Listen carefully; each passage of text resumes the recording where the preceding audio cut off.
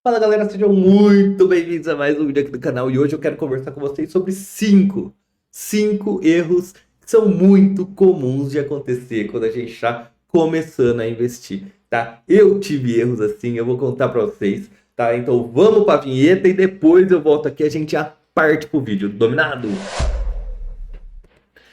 E aí minha família, tudo bem com vocês? Então hoje a gente vai falar sobre esses cinco erros aí que são mais comuns de quem está começando. Então, são erros, são clássicos, vocês vão ver. E pega todo mundo, cara, porque o negócio é difícil e se confunde mesmo, tá? Bora para nossa aulinha aqui, nossa lozinha. E o primeiro erro que eu quero conversar com vocês é esse daqui, ó.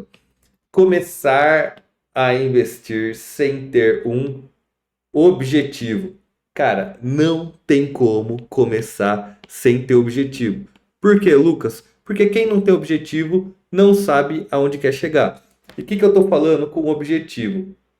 Você quer aumentar seu patrimônio através de empresas de crescimento, através de renda fixa, você quer focar mais em renda passiva, você já definiu uma porcentagem de alocação em cada ativo que você tem? Você já dividiu sua carteira em renda fixa, ações, fundos imobiliários, exterior?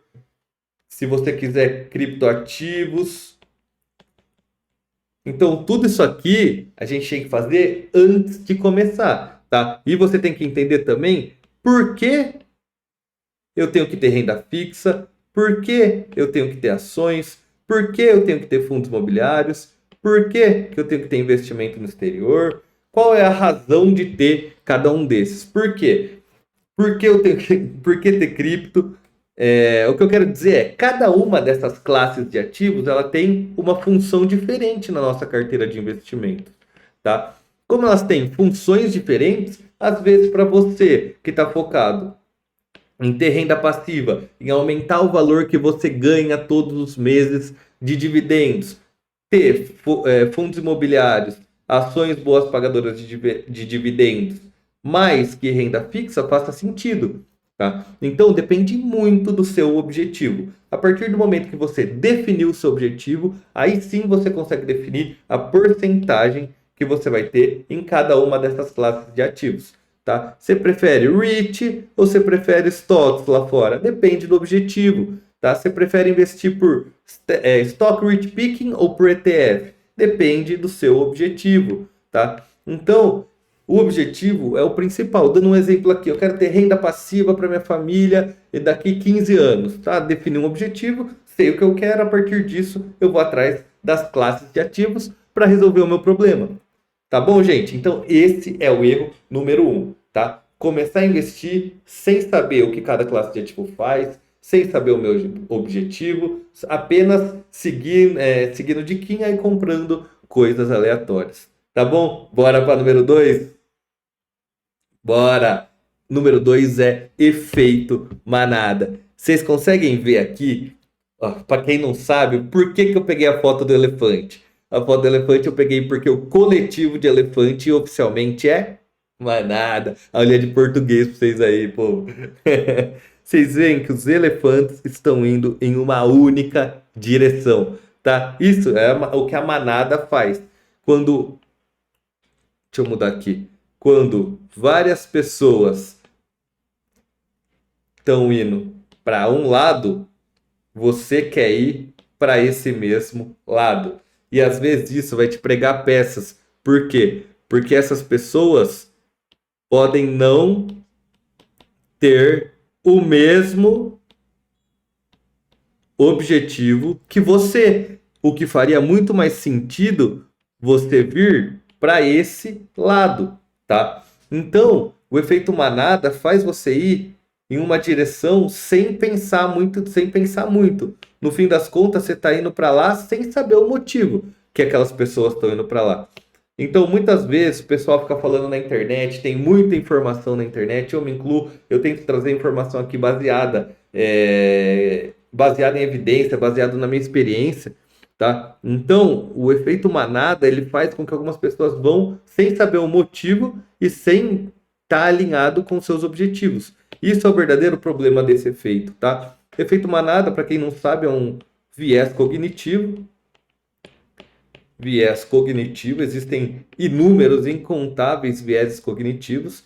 Viés cognitivo é quando o seu cérebro antecipa a sua tomada de decisão e faz você ir e tomar uma decisão sem pensar efetivamente em cima dela, tá? E isso faz com que você tome decisões muitas vezes precipitadas. Dominado? Bora pro terceiro, gente. Mas antes de ir pro terceiro erro mais comum, eu queria que vocês se inscrevessem no canal. Cola lá no Instagram, @efimmed_, tá? Se inscreve aqui, deixa o seu like que ajuda muito o canal a evoluir, ajuda muito a gente chegar com esse vídeo a mais pessoas, que é o nosso objetivo. Tá bom, gente? Muito obrigado desde já e eu conto com vocês e bora voltar pro que interessa. Número 3. Vender ações assim que se valorizam um pouco, tá? Quem faz isso não está focando no longo prazo, tá? E aqui eu quero trazer um exemplo muito clássico, que é a da PetroRio. A PetroRio é uma empresa aqui do Brasil, tá? Eu peguei a rentabilidade dela, Prio 3, tá? É uma empresa de extração de petróleo que o objetivo dela, ela compra campos de petróleo sucateados que não estão sendo muito bem aproveitados, comprou alguns da Petrobras, por exemplo, e revitalizou esse campo. E ela é muito boa em fazer isso. Com isso, ela revitaliza o campo e traz esse campo para funcionar de forma intensiva de novo. Olha o resultado da valorização dela na história dela. Mais de 10.000%, tá? Mas por que eu estou falando sobre a PetroRio aqui, tá? Olha a pessoa que comprou, por exemplo, o PetroRio aqui, alguma parte de 2019, seguiu com ela aqui sem valorizar, mas e chegou até aqui, tá? Ela fez esse salto e a pessoa fez o quê? Vendeu a ação. Por quê? Porque ela está olhando cotação, ela não está focando no resultado da empresa. Olha a perda que ela teve. Ela perdeu tudo isso aqui de valorização, tá? Por quê? Porque ela vendeu antes da hora, porque ela vendeu sem saber porque estava vendendo, porque ela vendeu somente olhando cotação, tá? É a mesma coisa que a pessoa que comprou. Aqui caiu a ação. Beleza, ela falou, aqui eu sou bom, aqui eu consigo segurar. Aí subiu um pouquinho, vendeu aqui. Ela perdeu toda essa alta, tá? Perdeu uma alta de mais de 3.000%, dobrou várias e várias vezes a ação, tá? Então, o que você tem que olhar no fim das contas são os fundamentos da empresa, tá? A PetroRio continuava diminuindo o valor de extração do petróleo, do barril de petróleo, ela continuava aumentando o número de barril de petróleo que ela extraía, então o fundamento continuava firme. Se você tivesse vendido aqui, tu teria perdido uma bela de uma alta, quando na verdade deixa seguir o fluxo. Se o motivo que te levou a comprar a empresa ainda está lá, não tem por que você vender, né? Então vamos seguir nosso objetivo de longo prazo, vamos focar no que interessa, que são os fundamentos, tá? A partir do momento que a empresa perdeu o fundamento, aí é outra história, tá? Aí é outra conversa e a gente começa a pensar se vale a pena botar na geladeira, se vale a pena vender, se ainda engloba os nossos objetivos, tá bom? Dominado aqui, gente. Bora pro número 4. Não reavaliar a carteira de investimentos. Por que que eu acho que isso é um dos erros mais comuns que acontecem, né? Isso é um viés também dentro da filosofia de investimentos que eu sigo e que tento repassar aqui para vocês, que é o buy and hold, tá? Buy,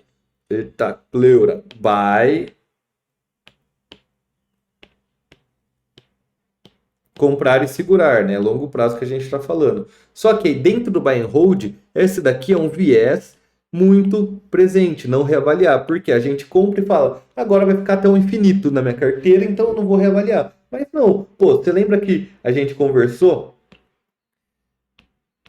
que a gente quer chegar no nosso objetivo? Para chegar no objetivo, as coisas têm que estar alinhadas.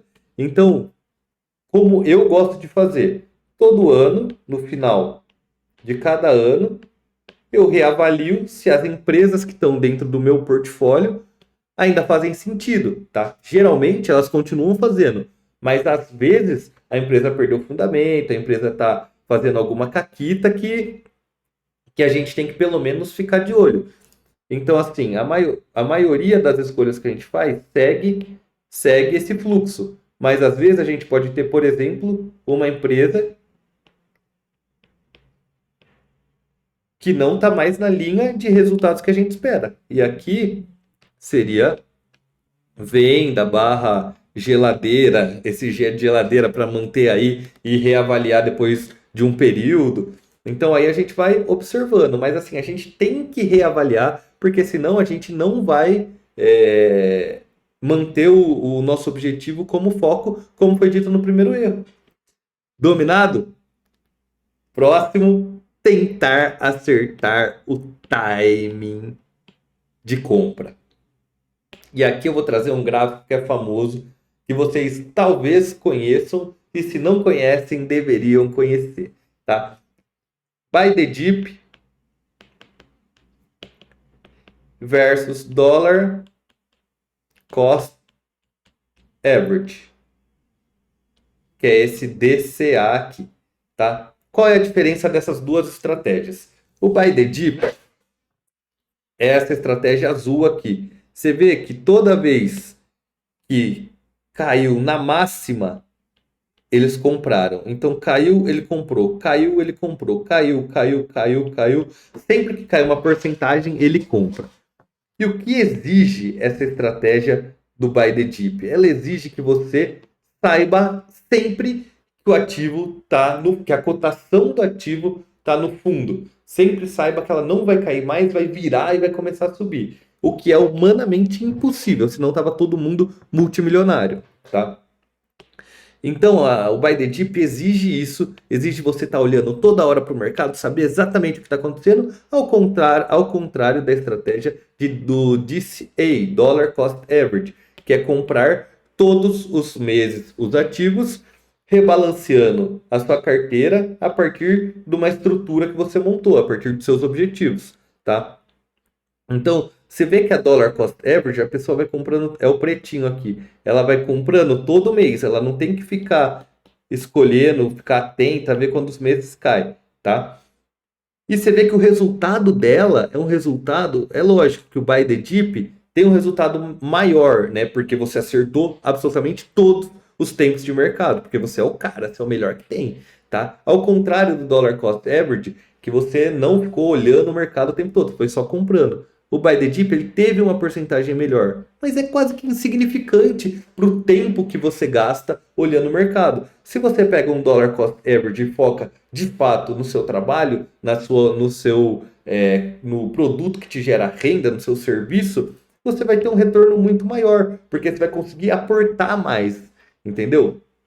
Então, uma vez que você define que vai seguir o buy and hold, que vai seguir uma estratégia de investimento para o longo prazo, isso aqui não faz o menor sentido, tá? A gente tem que focar no dollar cost average, no rebalanceamento de carteira, em estar sempre comprando bons e de qualidade ativos, tá? Não qualquer coisa, tá? Que aí o resultado vem. Você vê que talvez seja um resultado menor, mas o quanto é menor isso é insignificante, tá bom? Comparado com o tanto de trabalho que você teria. Certo, meu povo? Esses são 5 erros. Lembrando um aqui que ó, não adianta nada você falar, vou fazer agora esse tal de dollar cost average aí que você está me falando, mas não reavaliar os seus ativos. Não reavaliar. Não adianta você comprar, sentar no ativo e ficar com isso pro resto da vida. Isso não tem sentido. Isso só tem sentido se você sabe o que está acontecendo com a empresa que você se tornou sócio. Dominado, família, um prazer estar aqui com vocês de novo. Por favor, curte, comenta, pede vídeo que eu trago para vocês. Dominado, valeu, forte abraço, um beijo e tchau.